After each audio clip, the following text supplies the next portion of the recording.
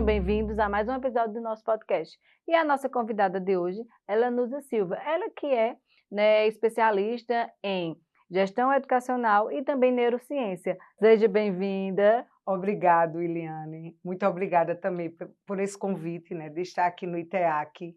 É sempre um enorme prazer falar de educação, falar daquilo que a gente faz há muitos anos e com tanto carinho, e estou muito feliz mesmo de estar aqui. Nós aqui agradecemos, essa presença tão importante, para deixar um pouquinho para o pessoal de casa toda essa experiência vivida, né? E para que a gente possa começar, eu queria um pouquinho que você falasse das suas especializações. E a primeira pergunta, o que foi que tocou você aí para essa área da educação? Vamos lá. A história é longa, mas eu serei bem mais sucinta. Aos 12 anos, eu lembro bem assim, que eu estava nessa fase da adolescência, da transição, eu comecei a montar um reforço escolar na minha casa, sem fins lucrativos, e vizinhas, alguns meninos também iam lá para casa, eu ensinava a tarefa, e aí eu fui me identificando com esse universo da docência. Ali naquela fase, obviamente, era mais uma brincadeira, mas uma brincadeira que começou a ficar séria. E eu decidi, num dado momento, fazer o magistério. Eu sou da época do magistério. Fiz o curso de magistério no Colégio Estadual de Caruaru.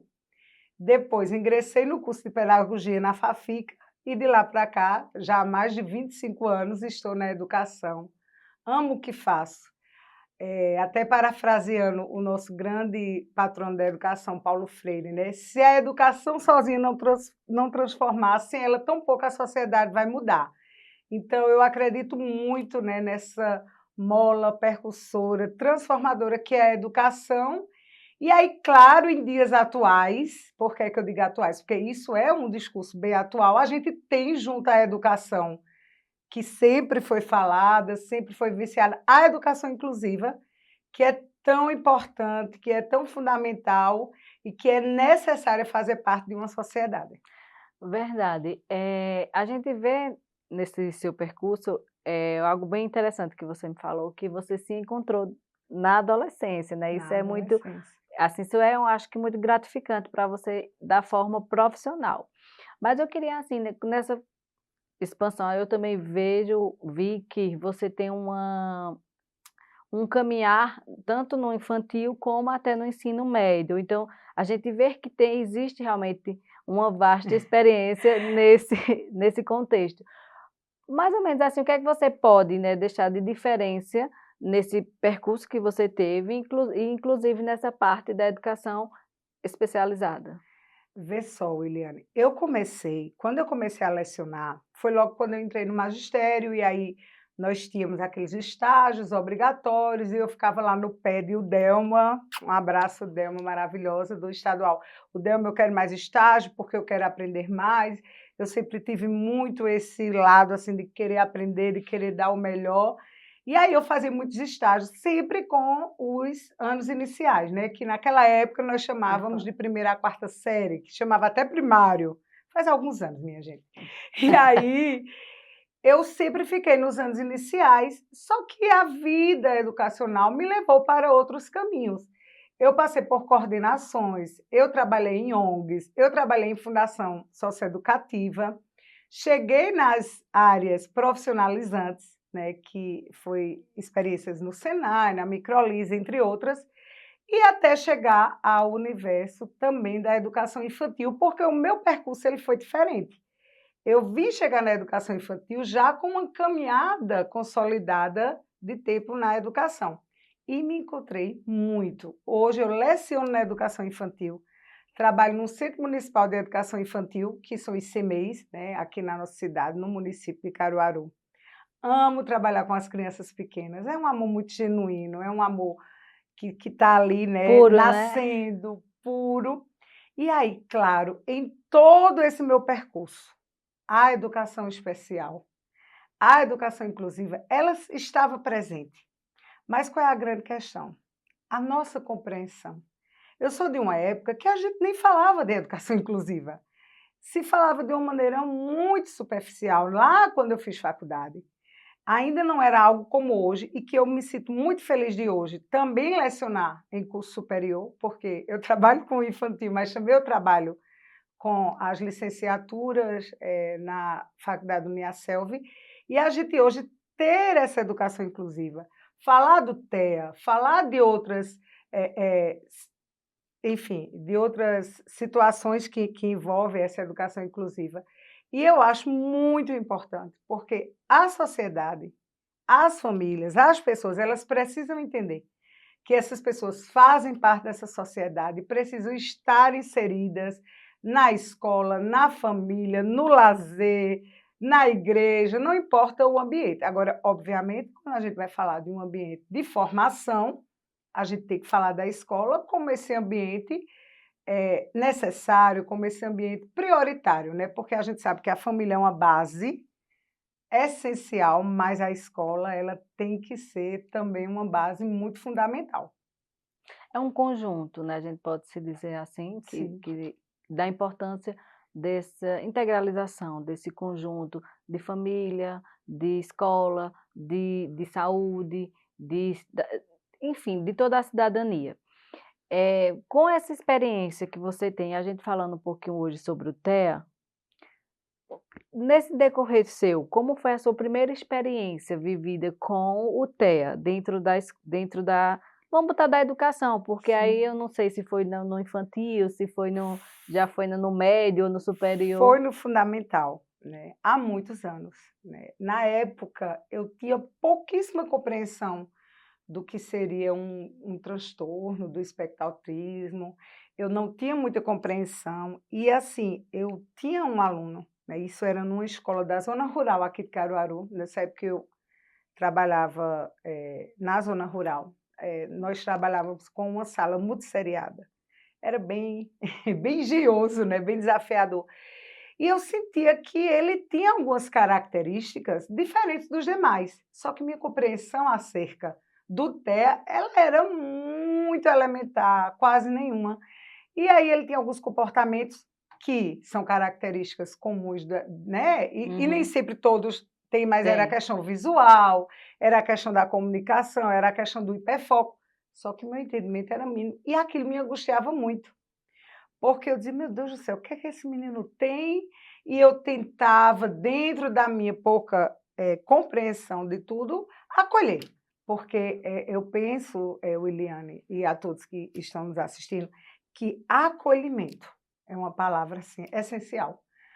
A gente muitas vezes escuta profissionais de educação: "Ah, mas eu não estou preparado para receber uma criança com TEA", já que estamos falando do TEA, Sim, né. Nós poderíamos aqui falar de tantas outras, né, neurodivergência, né? situações, né, de educação com crianças com necessidades educativas especiais, mas a gente tem que buscar também. A gente hoje, né, eu posso dizer isso, eu digo isso muito às minhas alunas, os meus alunos no nível superior, que a gente hoje tem muitos subsídios.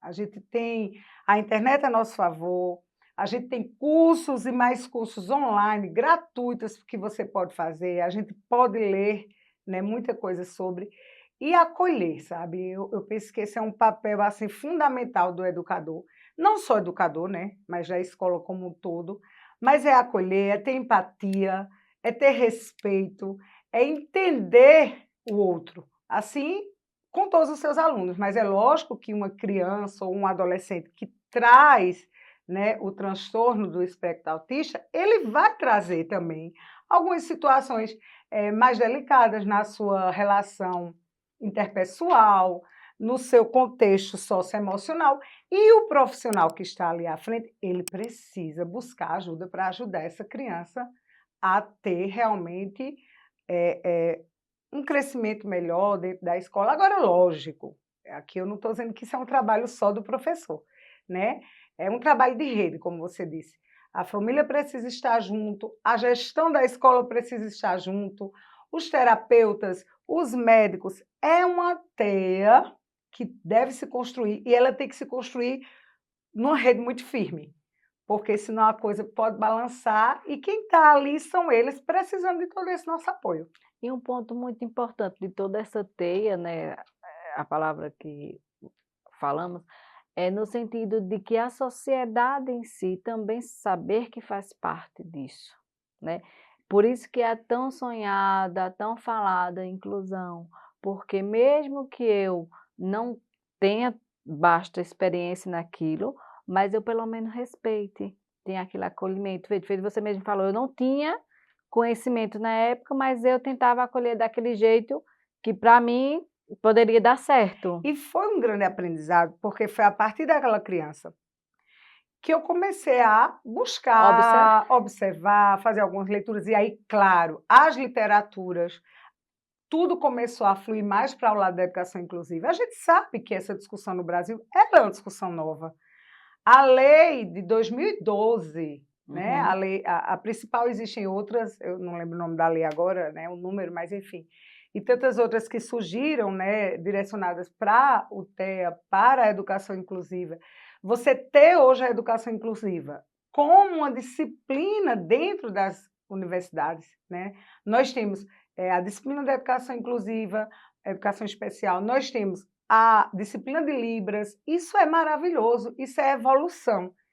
Eu sou totalmente contra educadores que são da minha época, né? Eu tenho 22, vou fazer 20, ai minha gente, eu já perdi as contas, mas mais de 20 anos de formada na área de pedagogia, né? Que é a minha primeira formação, e depois dela vieram outras, pós e tudo mais, mas tem gente dizendo, não, a coisa permanece, não permanece, a gente evoluiu muito. E assim, a lei, gente, olha, eu sou uma grande defensora das leis, porque as leis, elas fazem com que a sociedade se oriente. Desculpem usar assim uma palavra um pouco, mas é a verdade, porque É são o que elas que organiza, né. organizam, dão subsídios, Hã. dão respaldos, né? Eu queria até deixar aqui para as mamães que têm os seus filhos autistas, procurem seus direitos, procurem as leis, procurem as pessoas que podem orientar vocês, procurem os advogados, vão aos ministérios públicos, porque é direito. Legislação, ela é algo que existe para dar direito ao seu filho e a você, mãe, também, porque existem leis, né, para as mamães que têm crianças com TEA ou adolescentes, porque a gente sabe que isso é algo, Eliane, que vocês devem também acompanhar muito aqui no Instituto. A gente recebe famílias que nem compreendem que o filho tem o TEA, ou até consegue perceber, mas não está entendendo bem o que é que está acontecendo, e aí a gente também tem que entender a dor dessa família. Então, existe lei, viu, minha gente? Procurem, eu tenho certeza que o Iliana aqui com a equipe dela do Instituto Temos maravilhoso, que a eu estou parte conhecendo, judiciária, tem a parte judicial, não abram mão dos direitos dos filhos, das filhas e de vocês. que é o mais importante também o nosso, né, de estarmos bem para fazer com que eles fiquem bem também, que a gente também trabalha muito aqui com isso, de tentar levar para ela a importância das mães, Sim, levar para elas a importância que elas têm de se conhecer, nesse de estar processo. bem, de saber que é desafiador, mas que tem uma rede de apoio, que pode contar conosco para que aquilo ali vá crescendo, se desenvolvendo de uma maneira mais branda, vamos colocar Sim, dessa sim, maneira, né, porque a gente porque a sabe gente que é desafiador. nós, né, que estamos ali na sala de aula, né, 4 horas do dia, a gente tem grandes desafios. Por isso que também é tão importante as redes de apoio dentro das escolas, né. Eu queria até destacar um pouquinho, se você me permite, por exemplo, o atendimento educativo especializado. O AE é uma garantia que está lá na Constituição, mas ela não acontece como um todo. Algumas escolas têm, Tem outras outra não. não. A lei ela ainda não é cumprida na íntegra, mas já é cumprida. Então, a gente precisa cobrar. O cidadão, a cidadã, ela precisa ter consciência do seu direito. AE é direito, garantido por lei, né? Está na Constituição, está na lei do TEA, e a gente precisa ter, porque é muito importante a gente ter esse apoio no contraturno para as nossas crianças. Inclusive a gente tem um olhar, né, assim, de algumas políticas públicas, que é isso também que eu quero Sim, que essa é uma das que eu trouxe assim, deixar né? aberta para que você fale um pouquinho da sua visão e do seu olhar em Sim, relação a essas políticas públicas para a UTEA, porque a gente vê muito também essa questão do PEI. Né, a gente vê a dificuldade das sim, escolas, das creches, sim. de ter esse projeto de desenvolvimento individual daquela criança. Olha, E inclusive também da própria formação dos é, professores, né, muitos professores não estão capacitados para receber aquelas Não são, crianças. Hoje eu tenho o privilégio, não deveria ser um privilégio, mas acaba sendo, de trabalhar numa instituição do município que tem uma sala de AEE. Tem a profissional lá, né, Elis, maravilhosa, que se especializou nessa área, é professora, assim como eu, mas ela migrou para se especializar nessa área da educação inclusiva, e a gente vê uma diferença. Porque nós temos crianças ali que passam o dia conosco. Algumas, as famílias já estão nesse trabalho de levar, de ter um acompanhamento terapêutico, que a gente sabe que existem as políticas públicas, mas ainda há muito a melhorar, porque as demandas, né, o que se tem para oferecer não atende todas as demandas. Isso aqui é algo que faz muito parte da sua realidade, porque você recebe, com certeza, famílias trazendo esse discurso, né, E dessa assim, o que questão. mais nos chama a atenção não é só também a demanda, né, é a forma que também que está sendo inserida esses Isso, tratamentos. isso. Então é algo que a gente tem que ter um olhar, Isso. né, E tem delicado que para ser isso. melhorado, né. É bacana existir as políticas públicas, é maravilhoso que as leis existam, eu sou super defensora de lei, eu acho que lei tem que existir mesmo para a gente organizar, como você bem falou, e deixar as coisas otimizadas, mas a gente ainda precisa avançar muito, né. E como é que a gente avança? Buscando conhecimento, né. É o professor que vai lá entender como é que pode ajudar aquela família, é o coordenador, é o gestor, é a própria família que, orientada pela gente, precisa ir em busca também desses direitos. E a gente tem que cobrar, porque como cidadão e cidadã, a gente vota nessas criaturas e elas precisam, né, nos dar esse feedback através de políticas públicas, através de coisas que venham a beneficiar esse público, que é um público lindo, né, porque a gente aprende muito com as crianças com TEA, né, a gente aprende muito do que é você ter um mundo, né, diferente, mas como é bom você aprender com a diferença. Mas o mundo é diferente, né? É diferente, Se a gente for exatamente. E essa pluralidade que não é só da criança que tem o TEA, né, mas nós somos um pluralismo, né, a sociedade ela é plural. E a gente precisa entender isso. E, gente, quando elas estão inseridas numa escola regular, elas avançam muito, né. Acabou aquele tempo ali, elimine da mente que seu filho, porque é autista, tem que estar isolado num lugar, muito pelo contrário, ele tem que estar inserido nessa sociedade E na própria família normal. também, né, é Sim, outra visão importante, sim. porque às vezes também falta muito essa aceitação dos pais, da família, Eu ia da tocar justamente nisso, né, essa resistência da família é algo assim. Eu também trabalhei com coordenação um período dentro do município, Williane, e assim, eu trabalhava muito esse diálogo com as famílias, de conscientizar, apesar de eu não ser terapeuta, nem especialista assim nessa área, mas aí a gente tem essa ampla vivência com a educação. E quantas mães eu não atendi que choravam, diziam, mas eu não consigo aceitar que meu filho tenha essa doença. Mamãe, não é uma doença, é uma condição.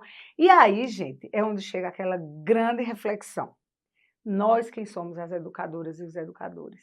Nós é que precisamos orientar essas famílias, não é ser orientadas por elas, nós é que precisamos acolher essas famílias, precisamos ter empatia, precisamos mostrar a elas que não é fácil, a aceitação é difícil, é doloroso, mas ela é necessária, porque a partir do momento que você aceita que sua criança ou seu adolescente, ou até um filho, eu já vi casos, é mais raro, mas o filho já no ensino médio e descobrir, né, que realmente aquele comportamento que a família sempre achou um comportamento estranho dos demais, é porque tinha o transtorno. Quando você aceita que você acolhe, a coisa já começa a fluir bem mais, isso e não há hoje dúvida. e hoje a gente tem como também já diagnosticar recentemente, né. Hoje a gente já tem Sim, algumas observações, bebezinho. os estudos, né, eu conversei uma vez com uma mãe, ela disse: "Olha, professora, eu comecei a perceber na minha filha", ela com 6 meses de vida, eu chamava, ela não olhava, e eu gosto muito eu sou muito curiosa, e uma mãe semi-analfabeta, viu, assim, mas, por ser muito curiosa e por gostar muito de estar se comunicando, ela disse: "Eu comecei a assistir coisas no YouTube, eu comecei a ver vídeos, e aquilo foi realmente acendendo em mim, Hoje né? temos um facilitador, né? Pois é. Aí, em suma, a criança já com 3 anos, mas assim, já numa evolução muito boa, porque a mãe começou a perceber e foi lá. Disse, olha, é difícil, nos primeiros dias eu chorei muito, porque eu disse, meu Deus, por que uma criança assim? Eu queria uma criança que não tivesse esses problemas, mas isso ela dando depoimento assim, aos prantos, né? E eu lá segurando firme, porque a gente precisa ter esse lado também de ouvir com mais firmeza, mas lógico que a gente, como mãe também, a gente se solidariza com aquela dor, mas ela trazia a dor e ao mesmo tempo trazia a satisfação de ter ido em busca dessa Ter agido, que descoberta, é de agir, e você vê a menina, que também a gente sabe que é bem mais raro em meninas, né? Mas uma menina de 3 aninhos, já com, assim, muito evoluída, ela, dentro das limitações dela, buscava as terapias, sabe? Muitas vezes ia lá no colégio, que nós trabalhávamos, eu ainda trabalho com creche, né, em tempo integral, e ia lá buscar para ir para as terapias, um ajudava, o outro ajudava. Então, assim, como é importante, né, esse papel fundamental da família, das mães, e, minha gente, a gente tem que ajudar, né? Não tem outra alternativa.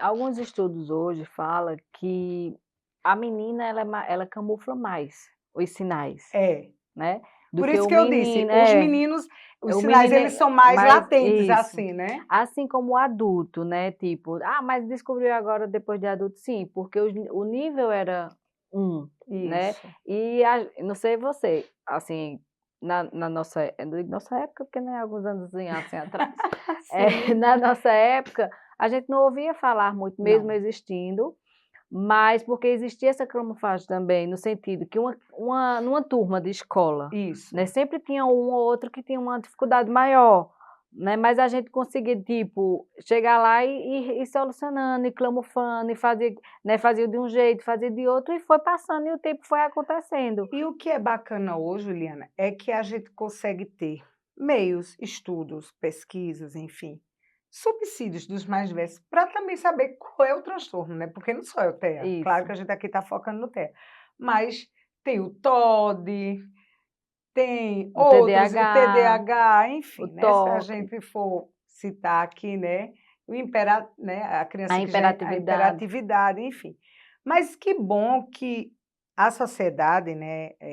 E aí essa sociedade da escola, do universo acadêmico, tem buscado cada vez mais, né? Junto com a medicina, obviamente, que está ali, né? Em conjunto, tem buscado compreender mais, né? Essas pessoas que são tão importantes quanto qualquer outra na sociedade. Sim, e o que eu ia dizer, né, o ponto tão importante que a escola é em relação a isso, porque quantos pais também não têm orientação, não buscam esse conhecimento e são orientados pela escola, Isso. né, a gente vê muito isso, foi o professor, foi a coordenação que Chamou, chamou. fez uma palestra, explicou, porque assim, olha, esse trabalho, a gente às vezes aponta muito assim o dedo para o professor, né? Eu sou professora, estou numa gestão, estou em sala de aula, trabalho também numa gestão, numa escola.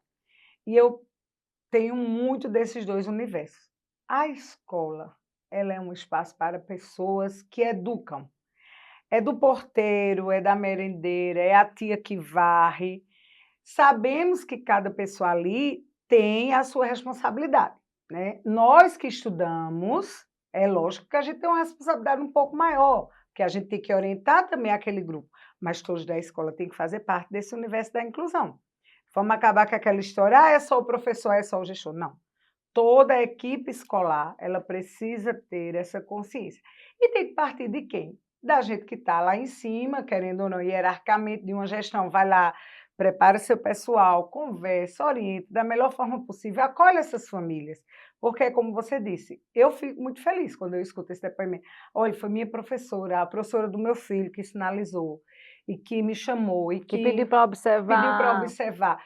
Porque, assim, é uma coisa que a gente preza muito. Nunca vá dando nenhum tipo de diagnóstico. Nós não somos médicos, nem psicólogos, viu, professoras? A gente pode chegar e dizer assim, olha, eu penso que é importante você procurar um profissional, porque eu percebi isso e isso em fulaninho, mas nunca dê diagnóstico, porque não é a nossa área, né? Mas a gente, como professora, como professor, é lógico que a gente tem esse conhecimento de de perceber, e isso não faz mal nenhum, né? Você está contribuindo, É uma né? agregação. Contribuindo socialmente, contribuindo na sua, né, na sua profissão, que é uma profissão tão digna, né, e tão importante, tão fundamental, e contribuindo com essa família que, sem a família, olhe, eu vou usar aquele termo das nossas avós, o caldo, ele entorta muito, né? Como diz assim, quando não tem a família, É fica bem mais complicado. difícil, fica bem mais difícil.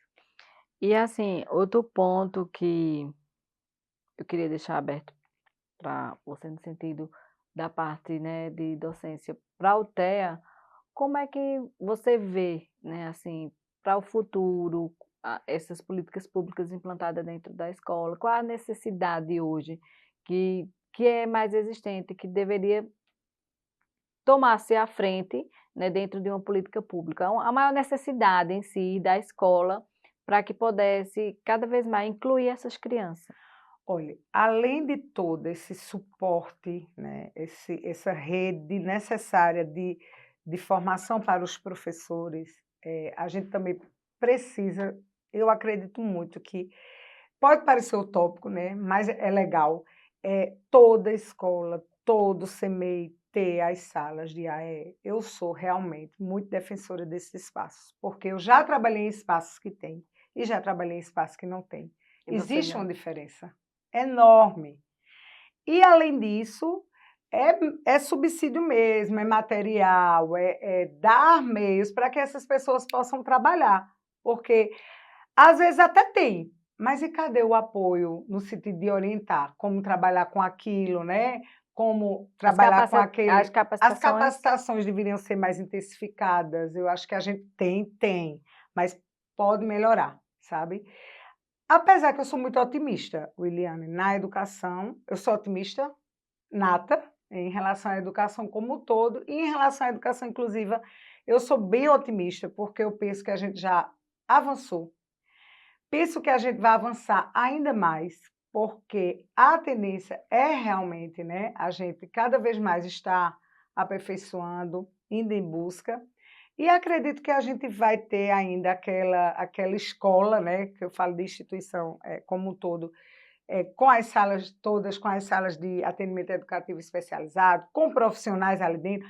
Imagine uma escola com fono, com psicólogo e com o profissional do AE. Gente, eu penso que essa trilogia aí já seria, lógico, o professor ali na ponta, né?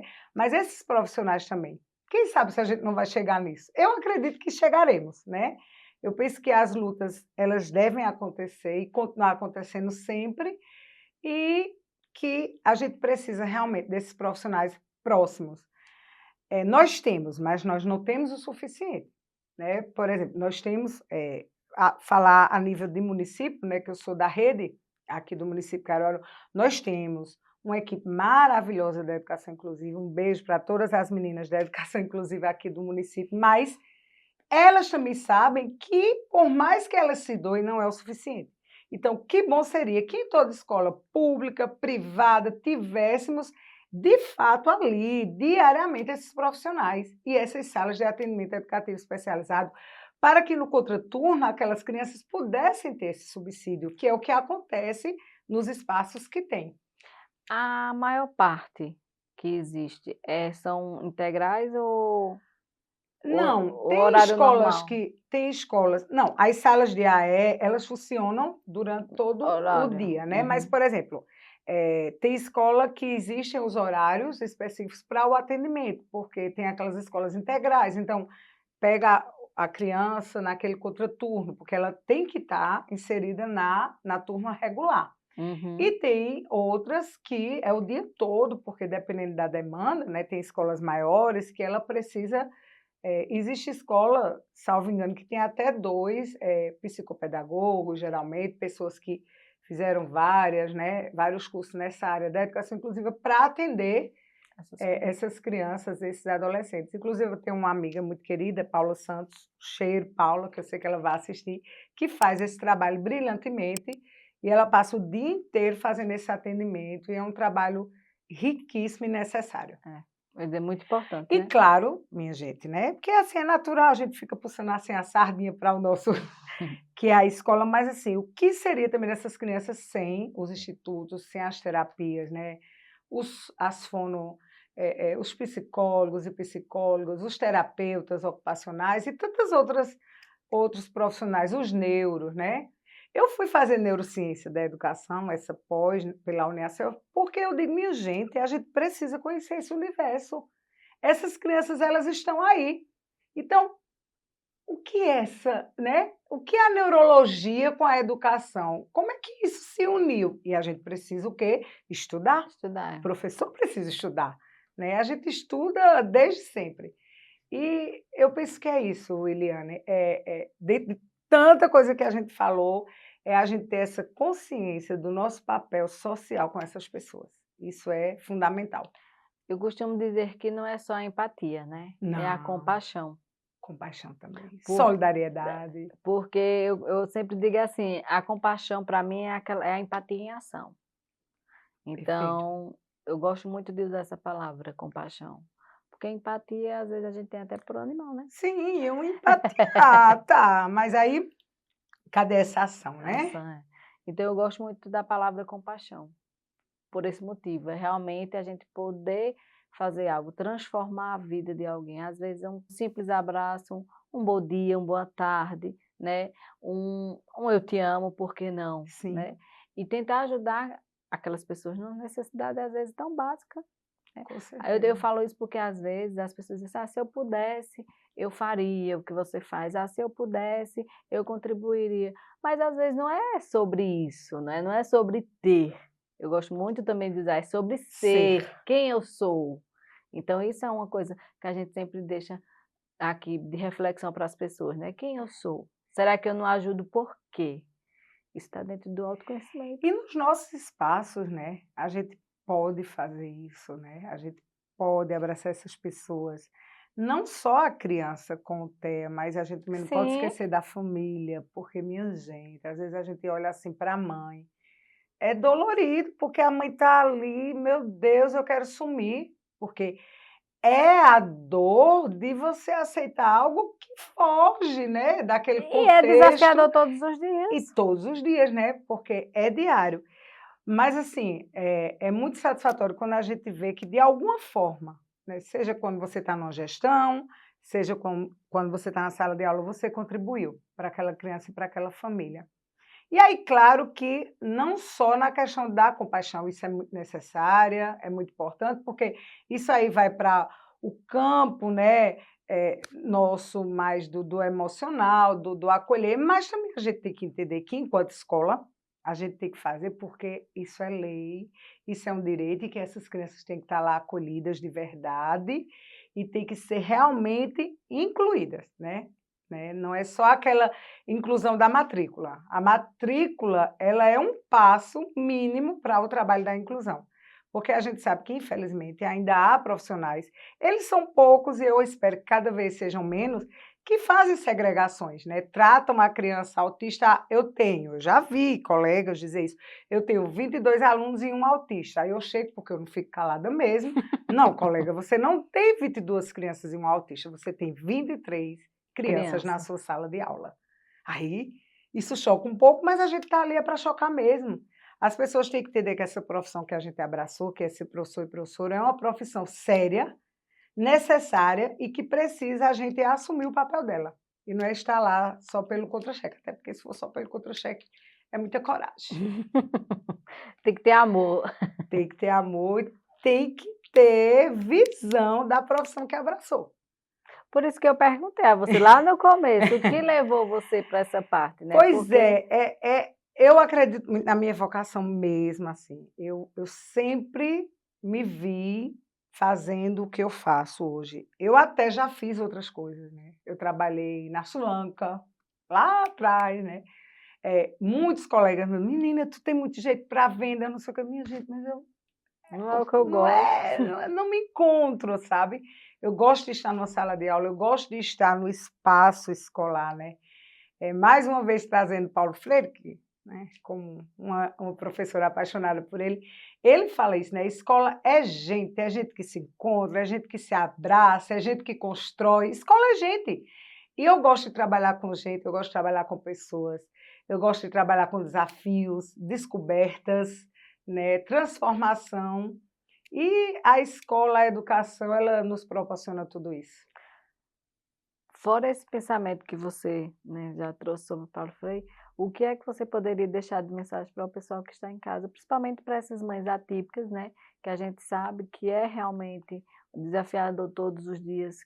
E o nosso diferencial também aqui é isso, essa integralização, a gente chama isso como integralização, que é esse apoio às famílias, né? A gente diz, a gente apoia os responsáveis ou os pais dessa criança, porque a gente sabe das necessidades emocionais e muitas vezes também materiais. Então, Sim, assim, a gente tem esse olhar aqui dessa integralização, dessa importância de tratar, porque a gente usa muito o autoconhecimento, né? Como assim? Quando eu me conheço, quando eu me entendo, sei que eu tenho meus defeitos, sei que eu tenho minhas qualidades, tenho minhas limitações, e tudo isso faz parte, né? Eu tenho meus desafios, mas como é que eu estou enfrentando? Como é que eu estou emocionalmente? Como é que eu ando para que eu possa ajudar o outro a andar também? Então, a gente trabalha sim. muito esse autoconhecimento, E é né? tão necessário, né? A gente está sempre se autoavaliando, né? Se autorrevisitando. Revisitando. Eu busco, né? Não são todos os dias, porque a nossa rotina, você sabe, de sala de aula, de gestão, enfim, trabalhar no espaço educacional é uma rotina muitas vezes árdua, desafiadora, mas a gente precisa fazer essas autorreflexões. E assim, uma mensagem que eu quero deixar em especial para as mamães é: nunca desista, nem de você, nem do seu filho ou filha, porque quando Deus colocou essa criança com TEA na sua vida, é porque Ele estava lhe dando uma missão, sabe? Não estou romantizando, não estou dizendo que é fácil, mas que é uma missão e que quando Ele coloca na sua vida é porque Ele tem certeza que você vai abraçar e vai conseguir. Então, nunca desista. E, claro, procure toda a rede de apoio, não se calem, tá? Quando alguém, seja em qualquer espaço social, lhe der o não, vá em busca do sim e volte lá e diga: eu tenho o sim, tá aqui, olha, é direito. E isso é essencial. E eu queria também deixar uma frase de Maria Mantoan, né? Teresa Mantoan, e eu acho que essa mensagem que ela traz, ela é muito importante para a gente que trabalha com essas crianças, para as famílias, para a sociedade como um todo. Antes de tu Ah, fazer sim, de tu ler a sim, frase, claro. eu queria só fazer um comentário de acordo com aquilo que tu deixou para as mães, que a gente não é só se questionar o porquê, e sim para quê, porque Isso, estamos aqui sempre para aprender, né? Então, quando eu me questiono o porquê, fica meio pesado, vou botar essa palavra, meio ah, pesado, meio como me cobrando, meio então assim, para quê? Né? Não por quê, para quê? Né? Qual é o sentido do para quê está isso. acontecendo isso? Então, será que não é para mim observar melhor, aprender? Porque nós estamos aqui para isso, para evoluir. E o quanto a gente não cresce, né, com essas crianças, todas, né, Eu sempre gosto de mudar. Vamos mudar o porquê para quê? para quê? Né? Importante, sim. E aí, gente, eu queria deixar, ela diz assim, ó: a perspectiva de formar uma nova geração dentro de um projeto educacional inclusivo é fruto do exercício diário da cooperação, da colaboração, da convivência, do reconhecimento e do valor das diferenças, que marcam a multiplicidade, a natureza mutante de todos nós. Todos nós somos diferentes. E todos nós temos os nossos valores nas nossas diferenças. Falamos isso lá no comecinho, não foi? Pois Mas o é, mundo é é diferente, é diferente. múltiplo. E eu penso que essa mensagem, entre tantas outras, eu realmente já li algumas coisas de Maria Teresa Mantoan, ela é maravilhosa. Ela traz essa reflexão para a gente. É colaboração, é convivência, é reconhecer as diferenças. E não é só reconhecer a diferença de que tem o TEA, ou o TOD, ou o TDAH, mas as suas diferenças também. Por isso a necessidade dessa Olhar para si. autorreflexão, né? Você está sempre se autoavaliando. E, gente, nós que somos educadores e educadoras temos que fazer isso de uma prática. Como dizia mais uma vez, tu, Vice Freire, a prática na praxe, né? Não é a prática pela prática, mas a prática pela praxe. Aí sim, tudo vai Vai fazer diferença. funcionar. É isso. Obrigada, viu? Gratidão de Eu que verdade. agradeço essa E o ITEAC oportunidade. está com as portas abertas Fiquei muito para feliz, né, pelo convite de Newton Ricardo, que eu não vou dizer que eu peguei no colo, não vou, né, por que que eu vou dizer isso? Que é esse rapaz lindo, maravilhoso, né, estudioso, ele sabe o orgulho que eu tenho dele em relação a isso, e tantas outras coisas, né, mas o estudo ele nos leva para lugares inimagináveis, né, e Ricardo com certeza está trilhando o caminho certo, não tenha dúvida disso. E obrigado, Iliana, a você, a todo o ITEAC, e eu fiquei muito feliz e quero poder estar mais próximo de vocês, com certeza. venha sempre nos visitar, estamos com as portas abertas. Muito obrigada. Até breve. Gratidão. Cheiro.